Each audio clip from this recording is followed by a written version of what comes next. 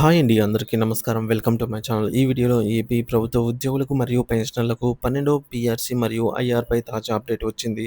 అలాగే వీటితో పాటు తగ్గించిన అదనపు క్వాంటమ్ ఆఫ్ పెన్షన్ పునరుద్ధరణ దీనికి సంబంధించిన పూర్తి వివరాలైతే వీడియోలో తెలుసుకుందాము.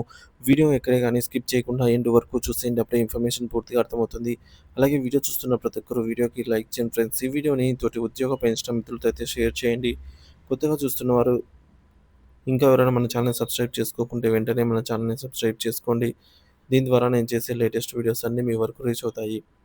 ఇక ఆలస్యం చేయకుండా వివరాల్లోకైతే వెళ్ళిపోదాము. ఫ్రెండ్స్ ఇక విషయానికొచ్చినట్లయితే దేశ నిర్మాణంలో చెమట చుక్కలున్నాయి అన్నట్టుగా జీవిత చరమకంలో మాకు భద్రత కల్పించాల్సిన ప్రభుత్వాలే మా హక్కులను కాలరాసే చట్టాలు తేవడం అన్యాయమంటూ రాష్ట్ర వ్యాప్తంగా లక్షలాది మంది పెన్షనర్లు తీవ్ర ఆవేదన వ్యక్తం చేస్తున్నారు. కేంద్ర ప్రభుత్వం ఇటీవల తీసుకొచ్చిన పెన్షనర్ల వర్గీకరణ చట్టం తమకు గోరుచుట్టుపై రోకలివేటులాగా మారిందని, ఇది తమ ఆర్థిక, ఆరోగ్య భద్రతకు పెనుముప్పుగా పరిణమించిందని వారు ఆందోళన చెందుతున్నారు.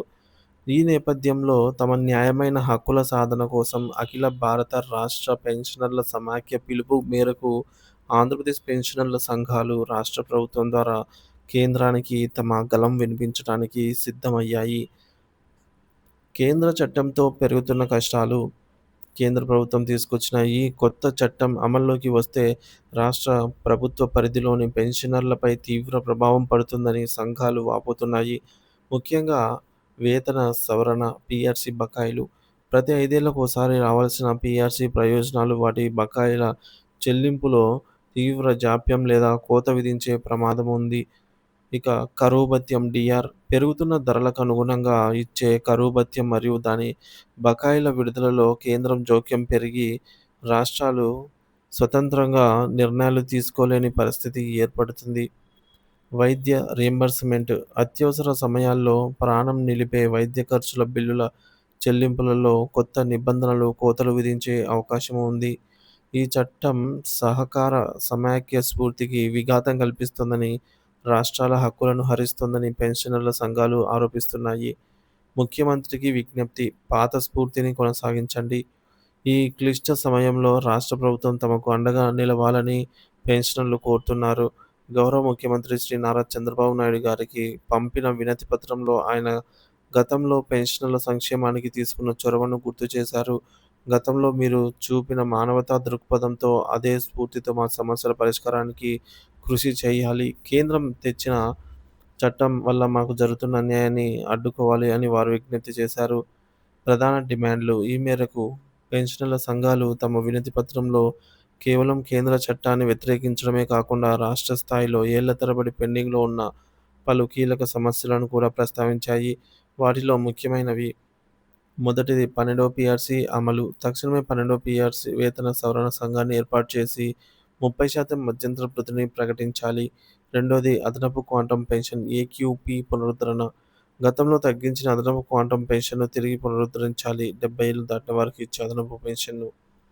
ఇకపోతే పెన్షన్ కమ్యుటేషన్ కాలపరిమితిని తగ్గింపు. పెన్షన్ కమ్యుటేషన్ పునరుద్ధరణ కాలాన్ని 15 సంవత్సరాల నుంచి 11 సంవత్సరాలకు తగ్గించాలి. నాలుగోది కుటుంబ పెన్షన్. ప్రభుత్వ ఉత్తర్వులు జీవో నంబర్ 315లో మార్పులు చేసి వితంతువులకు, విడాకులకు తీసుకున్న కుమార్తెలకు కుటుంబ పెన్షన్ అందించడంలో న్యాయం చేయాలి. ఐదోది యూజీసీ స్కేల్ హక్కులు. యూజీసీ స్కేల్స్‌లో పనిచేసి పదవీ విరమణ పొందిన వారికి రావాల్సిన ప్రయోజనాలను అమలు చేయాలి. ఆరోది అంత్యక్రియల ఖర్చులు. 10వ పీఆర్సీ సిఫార్సుల మేరకు నిర్ణయించిన అంత్యక్రియల ఖర్చులను కొనసాగించాలి. ఏడవది బిల్లుల చెల్లింపు. పెండింగ్‌లో ఉన్న లీవ్ ఎన్‌క్యాష్‌మెంట్, మెడికల్ రియంబర్స్‌మెంట్ బిల్లులను తక్షణమే చెల్లించాలి. ఎనిమిదవది పెన్షనర్ల డైరెక్టరేట్. పెన్షనర్ల సమస్యల సత్వర పరిష్కారానికి ఒక ప్రత్యేక పెన్షనర్స్ వెల్ఫేర్ డైరెక్టరేట్‌ను ఏర్పాటు చేయాలి. తొమ్మిదవది ఆరోగ్య బీమా. ఎటువంటి నగదు పరిమితులు లేకుండా అన్ని కార్పొరేట్ ఆసుపత్రులలో వర్తించేలాగా ఆరోగ్య బీమా కార్డులను అందరికీ జారీ చేయాలి. ఉద్యమ కార్యాచరణ మరియు భవిష్యత్ పరిణామాలు. తమ డిమాండ్ల సాధన కోసం పెన్షనర్ల సంఘాలు ఈ నెల 15 తేదీన రాష్ట్ర వ్యాప్త ఆందోళనకు పిలుపునిచ్చాయి. ఈ ఉద్యమం నేపథ్యంలో ప్రభుత్వం ఏ విధంగా స్పందిస్తుంది, వారి డిమాండ్లపై ఎటువంటి నిర్ణయం తీసుకుంటుంది అనే సర్వత్రా ఆసక్తిని రేకెత్తిస్తోంది. జీవితమంతా ప్రభుత్వ సేవకే అంకితం చేసి, విశ్రాంత జీవితంలో ప్రశాంతతను కోరుకుంటున్న లక్షలాది మంది వృద్ధుల సమస్యలపై ప్రభుత్వం చిత్తశుద్ధితో స్పందించి, వారికి న్యాయం చేయాల్సిన అవసరం ఎంతైనా ఉంది. వారి ఆందోళన కేవలం వారి ఆర్థిక ప్రయోజనాల కోసం కాదు, భవిష్యత్ తరాల ఉద్యోగుల పదవీ విరమణ భద్రతకు సంబంధించినది కూడా.